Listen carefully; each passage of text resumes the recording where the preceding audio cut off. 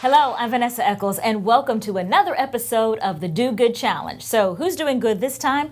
I want you to meet Patty Myers, the founder, director of Building Pathways. Patty, thank you for joining us. Thank you for having me. So, tell us, what is Building Pathways?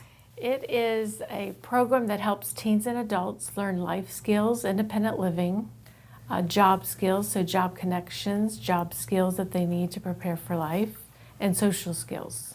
So, these are some special students, though. Tell us about them. So it's we have kids with autism, Down syndrome, developmental disorders, so anything that really needs life, social, and job skills. But most of our participants have autism or Down syndrome.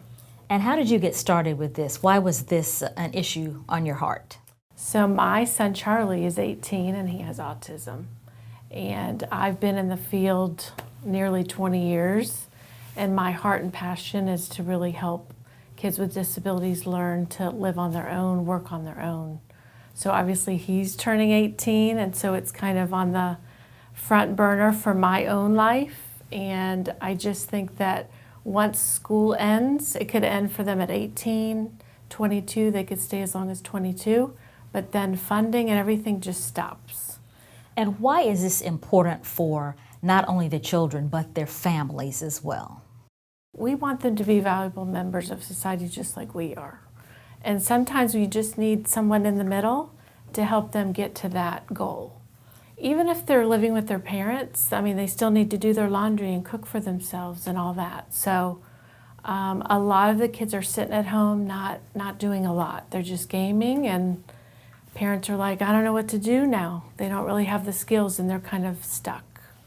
Is it a little scary to think about a child with special needs living on his or her own? And I'm asking you that as a parent, not just as the director of an organization. Right. Is this kind of scary for you? It's huge scary. And I think it's more the safety and them being vulnerable to say yes to people and just go with people. But I just feel like it's my passion for myself, just as much as helping others, to let them go. Let it, just like any of our kids, right?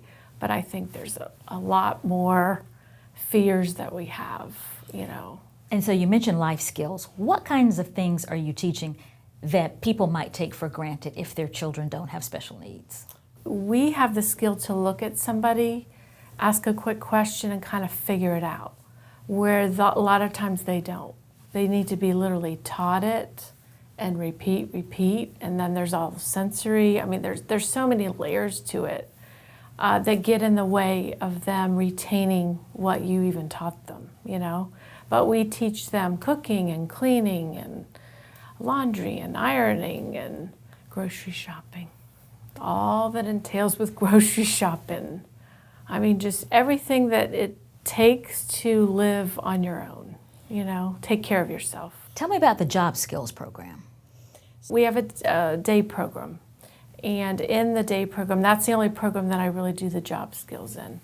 And every Tuesday, we go to a certain job, and it's for each month.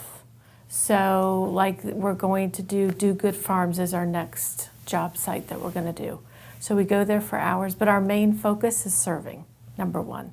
And I tell them, you're not gonna like every job site that we do, but we're there to serve, number one, and then who knows what's going to happen. So I think I'm trying to change their mindset on work, which we should do with everybody. I was going to say, that's a universal kind of thing. What I'm saying?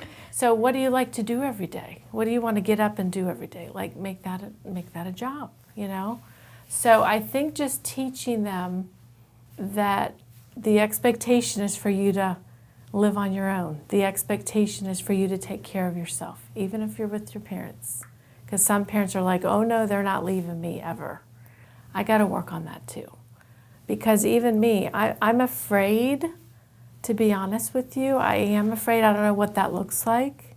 But I always talk to myself and my son about the expectation that he will be in an apartment on his own. How do people find you, or how can they find you? We have a website, building-pathways.com. We're in Winter Garden. We don't share the address where we're at. We do it in a home setting, so it's kind of confidential unless you come and tour or you come to the programs. But I want it in a natural environment so they can transfer the skills to a normal house, apartment, that kind of thing.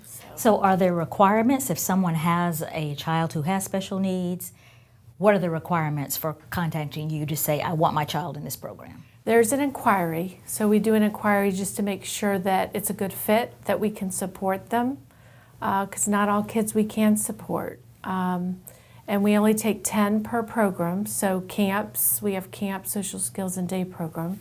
So we only take 10 because we really want to make a difference. And our job is for them not to need us anymore from the start, So I don't want them for years, but I don't know, how long I'll have them. But we're based in Winter Garden now, and we're looking at the future of Next Step because we're pretty much full in everything we do. So with the Do Good Challenge, we talk about time, talent, and treasure. How can people help you as an organization with their time, with this particular talents they might have, and also if they want to donate financially? Yes. What do you need? How can we help? Volunteers, the big one. So I'm really looking for some teen, so like middle, high school kind of age students, college age. Any of our programs would be wonderful because I really need them to have a typical peer to talk to them like they would anybody else, So if they say something awkward or it's not appropriate, I need them to say something about it, Well, financially, how can we help?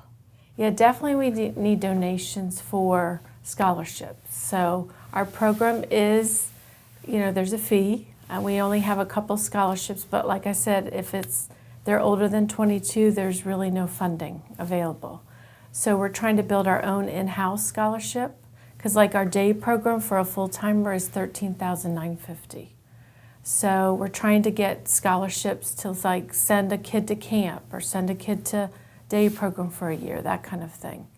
And then our final thing we're trying to raise money for is supportive housing. That's what we want to do next, is try to get homes and try to have a person, kind of like an RA dorm person, not hand-holding, but just kind of there. I call them like a bumper car, So we're not there, right, but just when we see them get off track, like help them, or if they have questions about certain life or social skills, they're there to kind of guide them along the way, so. Excellent. Patty Myers, thank you for joining us. Thank you. And thank you for joining us for this episode of the Do Good Challenge. Here's information on how you can help Building Pathways. And always, if you have an organization you'd like to nominate for the Do Good Challenge, be sure to reach out to us. I'm your host, Vanessa Eccles. Thank you for joining us for the Do Good Challenge. Remember, do good.